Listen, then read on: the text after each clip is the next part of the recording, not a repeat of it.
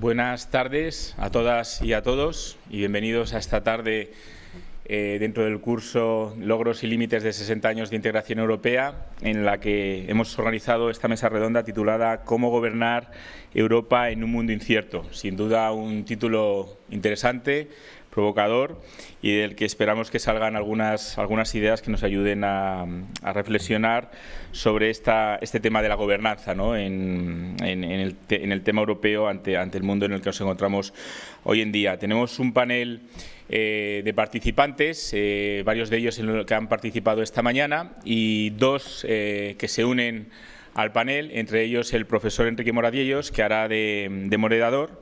Y aprovecho para presentarlo, ya no solamente y agradecerle la presencia por estar aquí, pero también toda su implicación, colaboración en la organización de este y muchos otros cursos de la Fundación, al cual le estamos fuertemente agradecidos por todo lo que hace con nosotros. Él es actualmente catedrático de Historia Contemporánea en el Departamento de Historia de la Universidad de Extremadura desde el año 2006. Con anterioridad ha sido profesor de la misma materia en la Universidad de Londres y en la Universidad Complutense de Madrid. Fue recientemente galardonado con el Premio Nacional de Historia el año pasado por su libro Historia mínima de la Guerra Civil Española, y sus principales líneas de investigación historiográfica son la historia de las relaciones hispano-británicas durante el siglo XX, con especial atención a la época de la Segunda República, la Guerra Civil y el franquismo, así como historia contemporánea de España, con especial atención al siglo XX, además de muchas otras líneas de investigación. Por supuesto, codirector de la cátedra Jean Monnet Europe de Historia de la Unión Europea, y además una línea que, bueno, lo podréis ver en su currículum a través de las publicaciones que tiene, pero bueno, se ha especializado también de alguna manera en lo que es la SOA, el Holocausto, sobre el que tiene varias publicaciones y artículos bastante interesantes.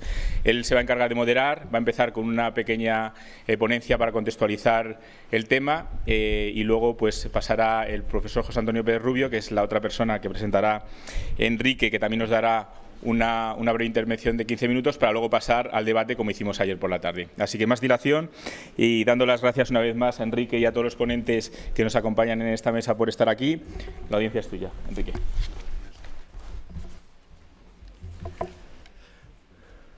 ¿Puedo hablar? Pues muy buenas y calurosas tardes a todos vosotros, los alumnos y los amigos que nos acompañan ya en este meridiano del curso de verano sobre los logros y los límites de la integración europea, que vamos a dedicar a esta temática que, cuando fue propuesta, a mí me produce vértigo: la gobernanza social en Europa, logros y límites.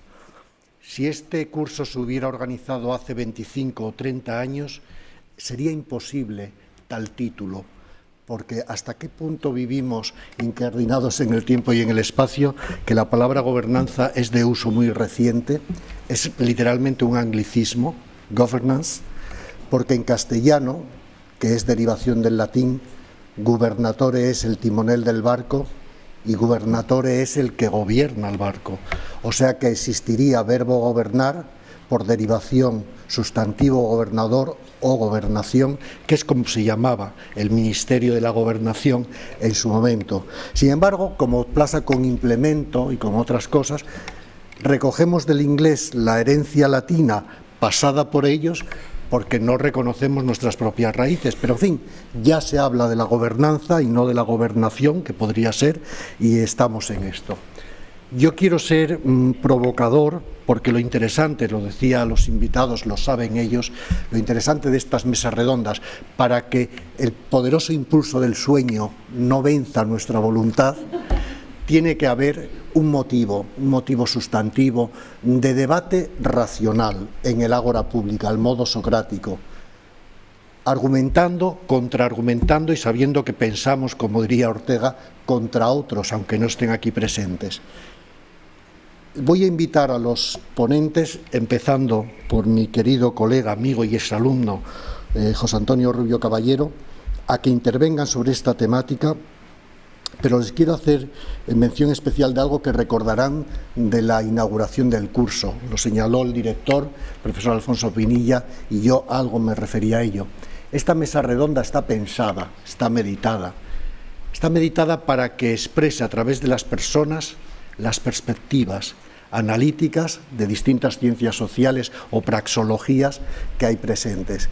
Hay dos periodistas del mundo de la comunicación que ya han demostrado fehacientemente lo bien que saben hacer su labor.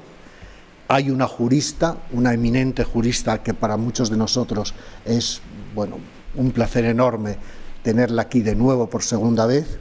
Hay un testigo que ha protagonizado históricamente este periodo en distintos puestos de responsabilidad y con algunos muy importantes para la construcción europea, y finalmente, porque somos el módulo histórico, Jean Monnet, un historiador.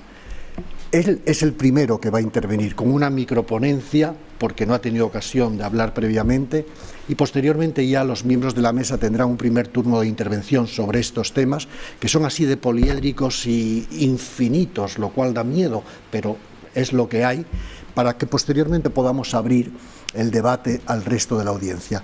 Bien, la temática es la gobernanza de Europa, cómo gobernar Europa, y añadimos, en un mundo incierto. Bueno, el mundo siempre fue incierto, porque hay muchos mundos, pero están en este. Pero sí que es verdad que como protagonistas da cierto vértigo ver lo que tenemos delante, los desafíos que hay. Hace muy poco, releyendo las memorias de Stefan Zweig, a mí me pareció que yo podría escribir algo parecido a lo que él decía en aquel maravilloso verano del 14, donde estaba de vacaciones en Bélgica, y le parecía, cuando venían rumores, uy, que puede haber una guerra, pero ¿cómo va a haber una guerra, hombre? Si esto está lleno de alemanes disfrutando de esta... No, eso no puede ser. Y se salvó, por muy poco, de volver a Alemania antes de la declaración de la guerra. Las cosas pueden empeorar, normalmente empeoran sin que nadie se dé cuenta, y yo, que suelo ser de natural optimista, confieso que al modo gramsciano soy un pesimista bien informado. Mi compañero y codirector del módulo, que está por aquí y me reñirá enseguida, Alejandro Cercas, os dio unos datos para pensar lo que es la Unión Europea y en qué mundo globalizado nos movemos. Él señalaba que éramos un 5% de la superficie terrestre. Bueno, en realidad somos algo más, un 6,5% según Eurostar, y vamos a creérnoslo, poco más de 10 millones de kilómetros cuadrados, lo cual quiere decir casi 4 veces menos que África. Decía que éramos en torno al 9% de la población, no es verdad. A julio del año 2018 somos un 7%, 500 millones de 7.600, y sigue contando, millones de habitantes, según el Fondo de Población de Naciones Unidas hace 2 días. Con lo cual somos tampoco ese 5 o 6%, un 7% de la población, pero tenemos una renta per cápita, los europeos, de 25.434 dólares, otra vez Eurostar, que es 3,5 veces menos lo que hay en América del Sur. Y ya dirías tú, vaya, pues 3,5 veces menos ya es mucho, pero es 22 veces menos de lo que es el promedio en África, donde pueden tener 1.563 euros de renta per cápita. Y sin embargo, este oasis en el que vivimos tiene el 51% del gasto social de todo el mundo, con lo cual realmente somos un oasis de bienestar. Los europeos hoy pueden llegar a vivir 83 años si son mujeres y 81 años si son hombres.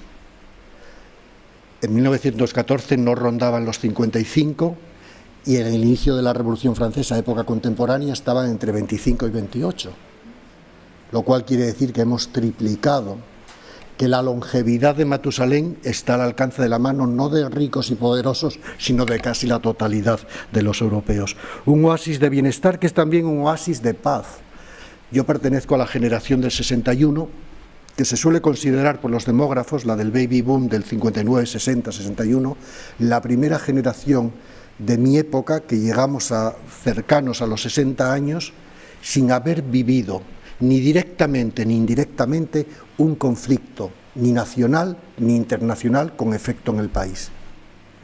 Los que vivieron los 50 hasta el 53-59 vivieron los efectos de la posguerra. Los que vivimos desde el 60 en adelante creemos que la guerra es cosa de los libros de historia y es un enorme error. Lamento decirlo como historiador y además especializado en guerras civiles. Están ahí, en los 90 nos sorprendió en Yugoslavia. Ahora de repente hemos descubierto lo que podía pasar en Ucrania y ya conocemos a ucranianos que te dicen es que esto no había quien lo viera venir y ahí está. Y yo no sé qué puede pasar por ahí, pero es una constante de la humanidad y las guerras están aumentando en el mundo.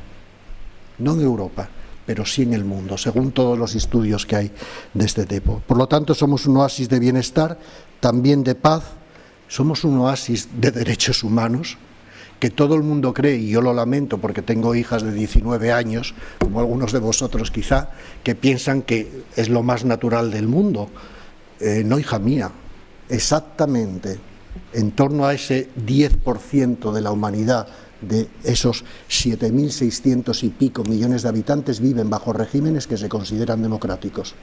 Lo cual quiere decir que más del 80% de la población que hoy en este mismo momento vive y respira, no vive bajo regímenes democráticos ni de lejos, ni de lejos. Bueno, pues sí, somos un oasis, pero si hay oasis, y aquí aplicamos la lógica aristotélica, que es la mejor del mundo, es porque hay desiertos circundantes, y hay unos enormes desiertos circundantes de espacio y de población que amenazan este oasis, cuyas arenas móviles empiezan a entrar y acechar, y que dirigir esta nave de la Unión Europea, la gobernanza, ser piloto de la Unión Europea en este contexto incierto y globalizado, es realmente una tarea titánica. Me permito citar un informe muy reciente del Centro Superior de Estudios de la Defensa Nacional en España, que hemos incorporado al último libro que ha sacado la Academia Europea de Juste y que tuve el honor de coordinar junto con el profesor Jürgen Elbert, un grandísimo experto de la integración europea, y el profesor Jesús Baigorri. Decía este informe, y está hecho como hacen los informes castrenses, al hilo, espartano, ¿no? En el entorno del año 2025, el sistema de relaciones internacionales será totalmente diferente del sistema actual, ya que la globalización económica habrá adquirido toda su dimensión. 2. Se habrá completado la emergencia de nuevos actores mundiales. 3. La transferencia de riqueza y de economía del oeste hacia el este será ya una realidad evidente. Y además, cito esto último, el Océano Pacífico será el centro de gravedad estratégico de todo el mundo, mientras que la influencia de sujetos que ya no son estatales habrá alcanzado una posición privilegiada. Uno lee este informe y se ponen los pelos de punta.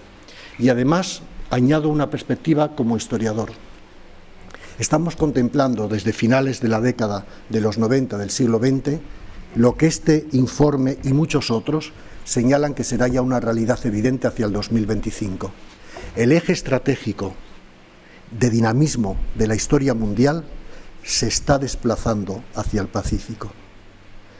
La humanidad empezó su andadura allá en el creciente fértil, desde esa circunferencia, media circunferencia que va desde el final de Anatolia hasta el Valle del Nilo, pasando por Mesopotamia, y allí empezó Neolítico, domesticación de animales, de plantas, la ciudad, el derecho, y con el derecho el Estado, que es previo al derecho y se funda en él, la relación entre hombres que ya no tienen relación de consanguinidad ni de linaje, sino que son vecinos territoriales, y todo lo que viene después.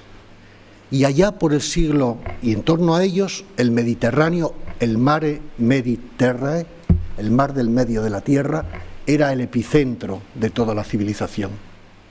Allá por el siglo XIV-XV, y lo comprendió muy bien la República de Génova o de Venecia, el eje se desplazó al Atlántico.